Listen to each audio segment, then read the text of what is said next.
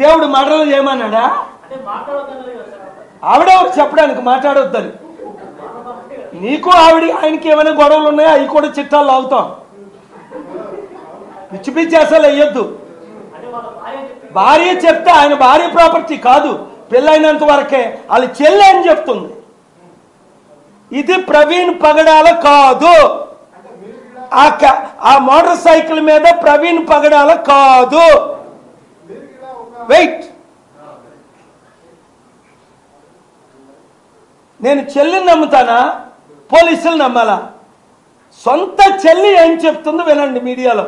God bless her. ఆ motor cycle మీద ఉన్నది నా అన్న ప్రవీణ్ పగడాల కాదు. మా అన్నకు పొట్టు ఉండదు, ఆ మోటార్ సైకిల్ అనేది పొట్టు ఉంది.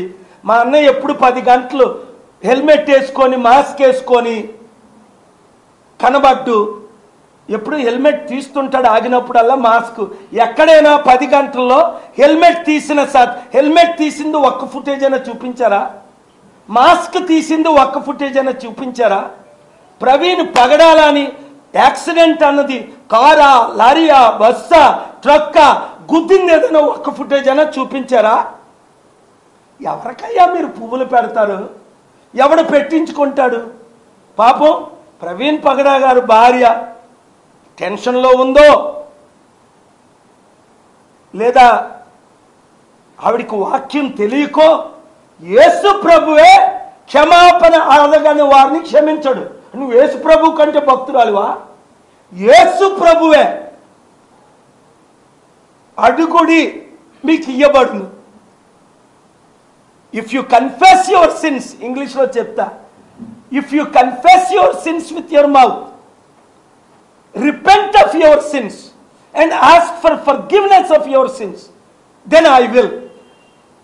నోటితో ఒప్పుకొని అయ్యా మేము ప్రవీణ్ని చంపేశాం,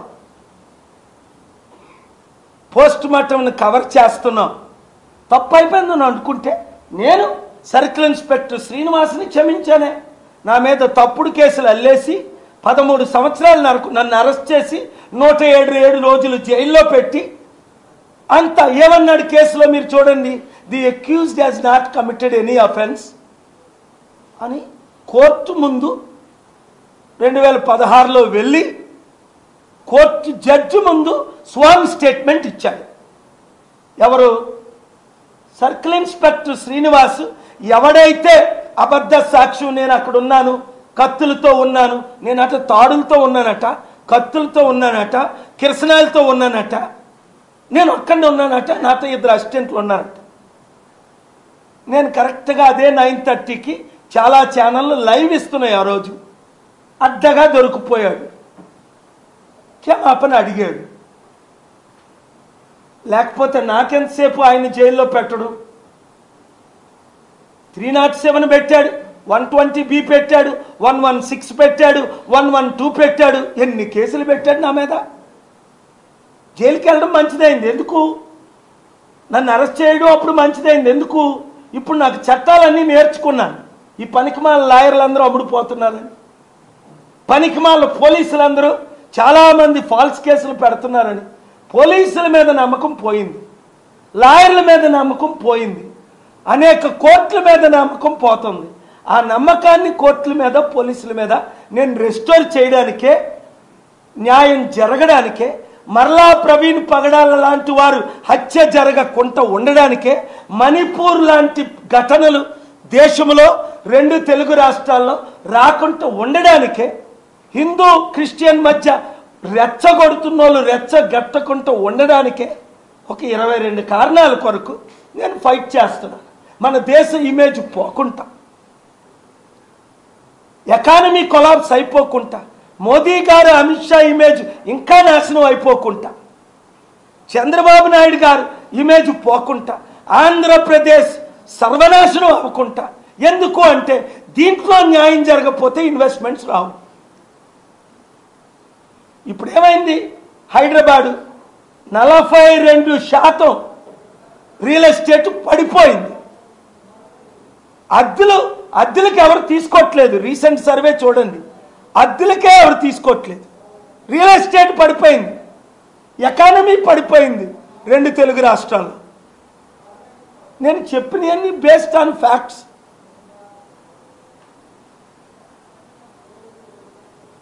థ్యాంక్ యూ వెరీ మచ్.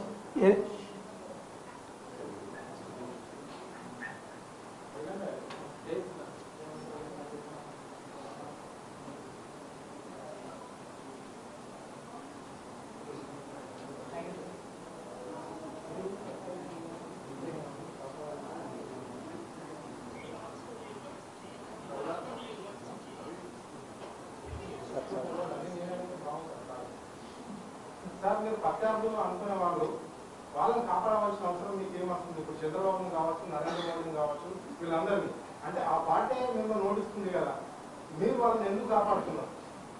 రాష్ట్రాభివృద్ధి కొరకు హెల్ప్ చేస్తున్నారు. అంతేనా? ఇప్పుడు ప్రస్తుతం రాష్ట్రం సర్వనాశనం అయిపోయింది. రుజువులు ఉన్నాయి. తెలంగాణలో 10 లక్షల కోట్ల అప్పు, కేసీఆర్ గారు చేసింది 7 లక్షల కోట్లు, 7.5 వడ్డీతో. రేవంత్ రెడ్డి తమ్ముడు చేసింది 2 లక్షల కోట్లు. దాదాపు 9 నుంచి 10 లక్షల కోట్లు అప్పు తెలంగాణ ప్రజలకి, 4 కోట్ల మందికి. ఎవరు తీర్చుతారు? ఇంకొక సంవత్సరం రేవంత్ రెడ్డి ఉంటే 12 లక్షల కోట్లు అప్పు అయిపోతుంది. అలాగే జగన్మోహన్ రెడ్డి గారు చేసిన అప్పు 5 లక్షల కోట్లు, చంద్రబాబు నాయుడు గారు చేసిన అప్పు 5 లక్షల కోట్లు. 10 లక్షల కోట్లకి వడ్డీయే దాదాపు 5% చూసుకుంటే 50,000 కోట్లు, 10% చూసుకుంటే 1,00,000 కోట్లు. ఆదాయం తక్కువ, వడ్డీ కట్టలేని పరిస్థితి. Common sense. ఇప్పుడు నీకే 50,000 రూపాయలు నెలకి ఇన్కమ్, నీ ఖర్చులు 1,00,000 రూపాయలు నెలకి. నీ 50,000 ఇన్కమ్ అయినా 1,00,000 రూపాయలు చేసుకోవాలి, లేదా నీ 1,00,000 రూపాయలు ఖర్చైనా 50,000 చేసుకోవాలి. లేదు అంటే ప్రజలకు అర్థం అవ్వట్లేదు ఏంటంటే, అరే 1,00,000 రూపాయలు నా పేరును అప్పు చేసి నాకు 20,000 ఇస్తున్నారు, 80,000 వీళ్ళు తినేస్తున్నారు. అప్పుడన్నారు రాజీవ్ గాంధీ గారే 10% ప్రజల చేతికి వెళ్తుందని. ఇప్పుడు కాదు, 40 సంవత్సరాల క్రిందటే, 30 సంవత్సరాల క్రిందటే. నేను మాట్లాడింది 100లో 100 సత్యాలు, fact based with proof and evidence. అందరిలాగా నేనేదో ఆరోపణలు చేయను, ప్రశ్నిస్తున్నాను, సత్యాలు మీ ముందు పెడుతున్నాను. ఆ తర్వాత ప్రజల ఇష్టం, మీడియా ఇష్టం. స్వలాభం కొరకు 1,00,000 రూపాయలు ఇస్తారని కొంతమంది అమ్ముడుపోతే, పెద్ద పెద్ద ఓనర్స్ 1 కోటి రూపాయలు 10 కోట్లకు అమ్ముడుపోయిన నాకు తెలుసు. టీవీ ఛానల్ ఓనర్, ఒక ఓనరే చెప్పాడు 6 కోట్లకు నేను అనవసరంగా అమ్ముడుపోయానండి అని.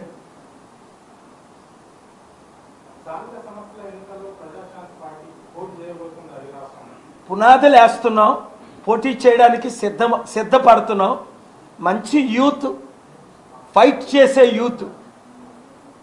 గోపాల్ గారు వస్తే, ప్రజాశాంతి పార్టీ వస్తే 1,00,000 కోట్ల అప్పు తీరుతుంది, అభివృద్ధి జరుగుతుంది. 1 అప్పు తీరుతుంది, 2 అభివృద్ధి జరుగుతుంది. అంటే అభివృద్ధి అంటే నిరుద్యోగులకు ఉద్యోగాలు. ఎలాగా 100,000 కంపెనీలు తీసుకొచ్చాను, 100 కంపెనీలు 1000 కంపెనీలు తీసుకొస్తాను. ఇప్పుడు నేను తీసుకొస్తానంటే చంద్రబాబు తేనవట్లేదు, రేవంత్ రెడ్డి తేనవట్లేదు, మోదీ తేనవట్లేదు. ఎందుకు? వాళ్ళ పొట్ట నిండుతుంది, వాళ్ళ పాకెట్లు నిండుతున్నాయి, వాళ్ళకి 1,00,000 కోట్లు ఆస్తుందని అందరూ ఆరోపిస్తున్నారు. వాళ్ళకి ప్రజల గురించి ఎందుకు పట్టించుకుంటున్నారు? సూపర్ 6 అన్నారు, ఆంధ్రప్రదేశ్లో సూపర్ 6 ఎక్కడ? ఇప్పటికీ ఒక్కరికైనా తల్లికి వందనం ఇచ్చారా? తాతకు అప్పడాలు ఇచ్చారా? నాన్నకు